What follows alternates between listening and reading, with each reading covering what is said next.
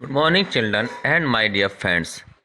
जैसा कि कल हमने आपको वर्ब के बारे में बताया था, तो आज हम वर्ब के बारे में बात करेंगे और फिर से देखेंगे कि जो हमारी वर्ब होती है वे कितने प्रकार की होती है।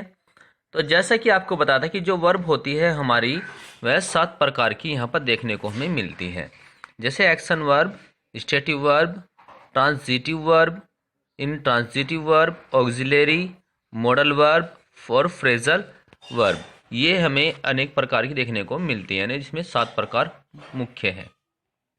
तो यहाँ पर बात करते हैं। सबसे पहले आपने देखा था कि जो हमारी वर्ब होती है वह कौन सी वर्ब होती है। ठीक है, वो एक्शन वर्ब कहते हैं। दूसरे को हम कहते हैं स्टेटिव वर्ब, जिसे स्थिर क्रिया कहते हैं। नेक्स्ट है हमारी ट्रांजिटिव यानी सकर्मक क्रिया। नेक्स्ट है हमारी इंट्रांजिटिव, जिसे अकर्मक क्रिया कहा जाता है। नेक्स्ट है हमारी हेल्पिंग वर्ब, सहायक क्रिया कहा जाता है। नेक्स्ट है मॉडल वर्ब, उसे मॉडल की क्रिया कहते हैं। नेक्स्ट है हमारी फ्रेजल वर्ब, फ्रेजल वर्ब को वाक्यांश क्रिया कहा जाता है। तो अब हम बात करते हैं कि हमारी जो वर्ब्स हैं उनके कई प्रकार है। तो हम सबसे पहला जो वर्ब का प्रकार है वह है एक्शन वर्ब।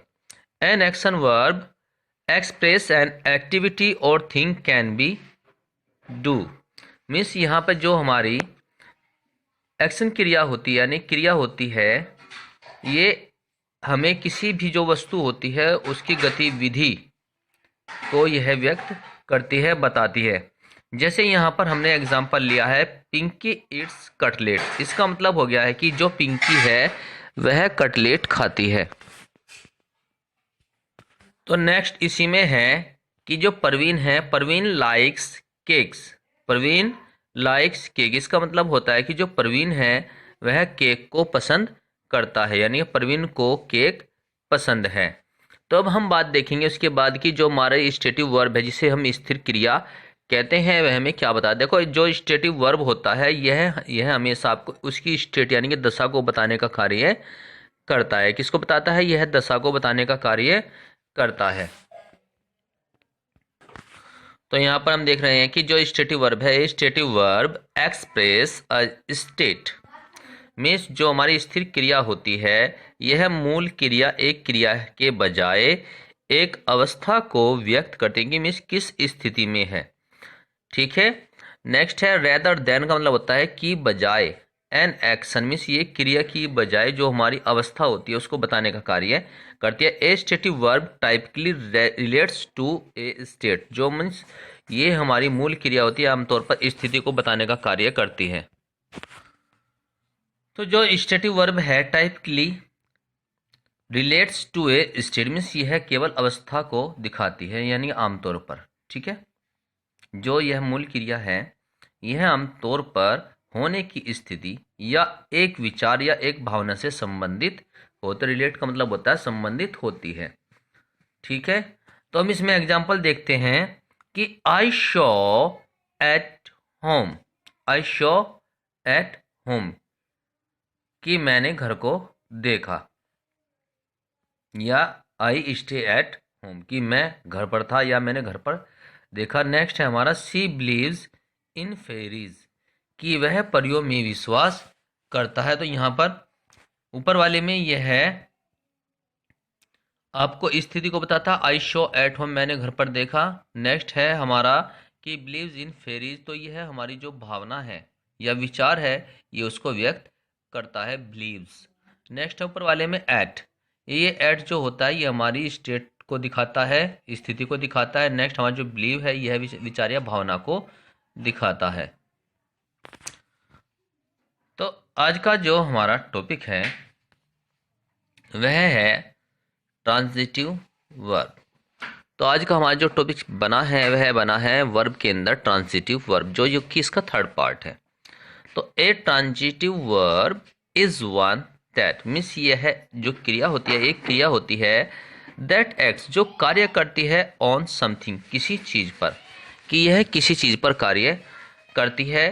तो example it has a direct object. सबसे खास बात क्या होती है ट्रांजिटिव वर्ब की कि इन वर्ब के अंदर जो हमारी ऑब्जेक्ट है उसको दर्शाया जाता है, उसमें सीधे सीधे उस वस्तु को दिखाया जाता है। तो इसे ट्रांजिटिव वर्ब को हिंदी में सकर्मक क्रिया कहते हैं कि एक सकर्मक क्रिया वह होती है जो किसी चीज पर कार्य करती है। समझ गए हैं? जो सकर्मक क्रिया होती है वह किसी न किसी चीज पर कार्य करती है, अर्थात इसका प्रत्यक्ष उद्देश्य होता है। उद्देश्य का मतलब होता है सब्जेक्ट, मीन्स इसके अंदर कोई ऑब्जेक्ट जरूर पाया जाता है।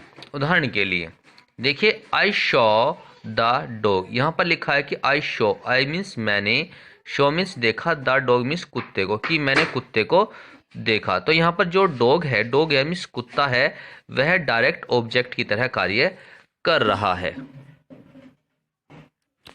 तो जैसे कि आप यहाँ पर देख सकते हैं, अभी बताया हमने कि आई शॉ द डॉग, कि मैंने कुत्ते को देखा। तो यहाँ पर जो डॉग है, डॉग हमारा एक डायरेक्ट ऑब्जेक्ट है, मीन्स यहाँ पर जो कुत्ता है वो एक वस्तु के रूप में दर्शाया गया है। तो यहाँ पर देखिएगा कि कुत्ता एक प्रत्यक्ष क्या है, प्रत्यक्ष वस्तु है। तो यहाँ पर जो कुत्ता है, यहाँ पर कुत्ते को फोकस किया गया है। नेक्स्ट है हमारा the postman will give Sanoj the letter, कि जो हमारा डाकिया, पोस्टमैन मीन्स डाकिया, विल गिव मीन्स देगा, विल गिव मीन्स देगा, स्नोज मीन्स सनोज को, द लेटर मीन्स पत्र यानी कि चिट्ठी, कि जो डाकिया है वह सनोज को चिट्ठी देगा।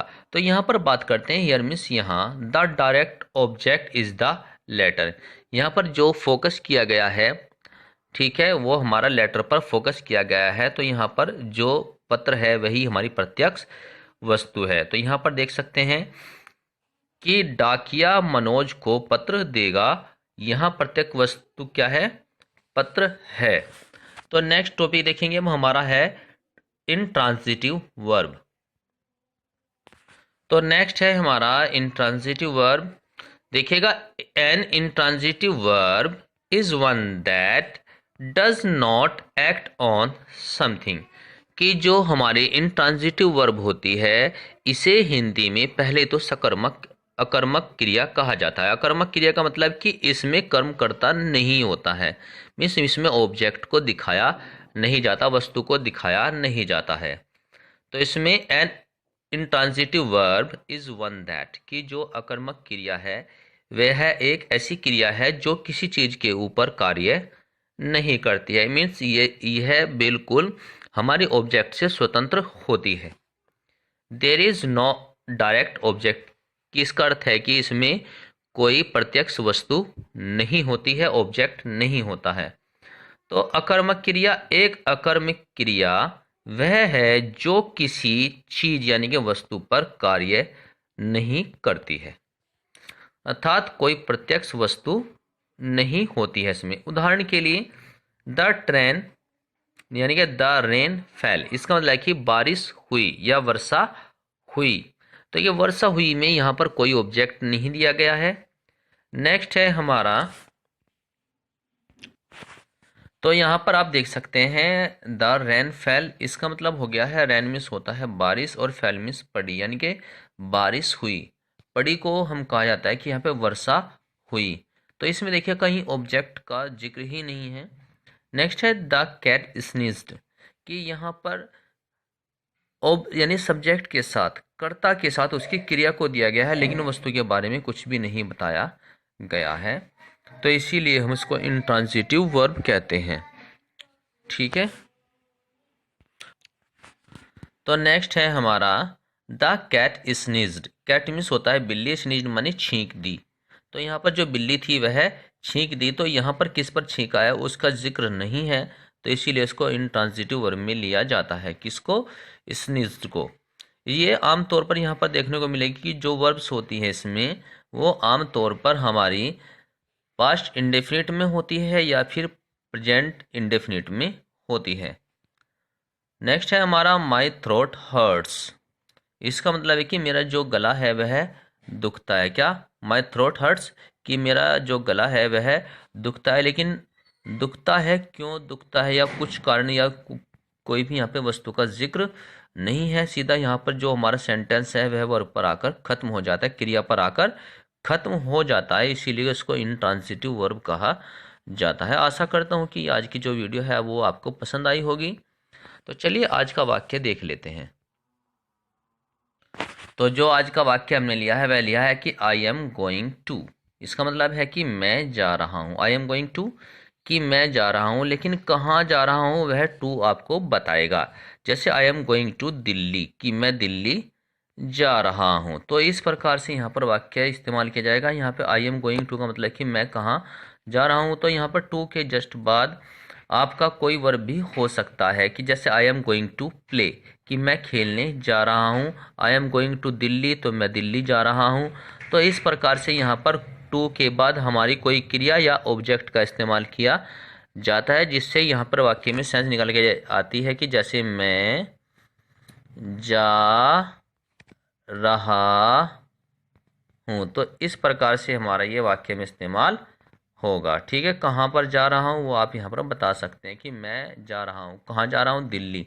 तो मैं दिल्ली जा रहा हूँ। तो आई मीन्स मैं, एम मीन्स हूँ, और गोइंग मीन्स जा रहा, और टू मीन्स कहाँ। तो ये यहाँ पे जो टू है वो आपको बताएगा कि आप कहाँ जा रहे हैं। जैसे I am going to Baghra कि मैं बघरा जा रहा हूँ। I am going to play मैं खेलने जा रहा हूँ। I am going to eat food कि मैं खाना खाने जा रहा हूँ। इस प्रकार से इसका इस्तेमाल किया जाता है। तो आज के लिए इतना ही। Thank you. Have a nice day.